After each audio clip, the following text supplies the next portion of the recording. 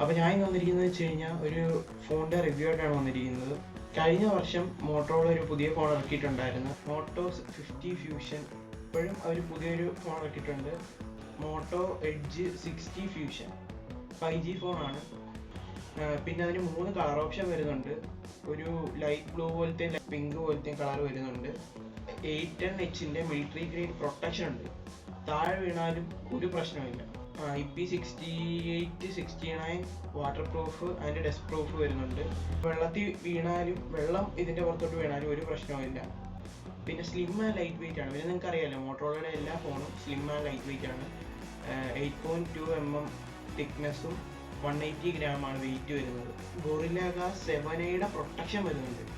6.7 inch display, 1.5 resolution വരുന്നുണ്ട്. 120 Hz refresh rate, 120 Hz OLED display ആണ്.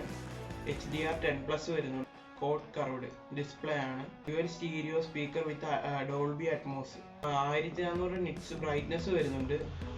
HBM 4500 nits വരുന്നുണ്ട്. മീഡിയാടെക്കിന്റെ Dimensity 7400 chipset വരുന്നുണ്ട്. LPDDR4X UFS 2.0 storage variant ആണ്. പിന്നെ ഇതിന്റെ 2 വേരിയന്റ് വരുന്നുണ്ട്. 8+ 128 വരുന്നുണ്ട്, പിന്നെ 12+ 256 വരുന്നുണ്ട്. BGMI 60 FPS സപ്പോർട്ട് ചെയ്യുന്നുണ്ട്. യൂട്യൂബിൽ HD സപ്പോർട്ട് ചെയ്യുന്നുണ്ട്, നെറ്റ്ഫ്ലിക്സിൽ അത് വരുന്നില്ല.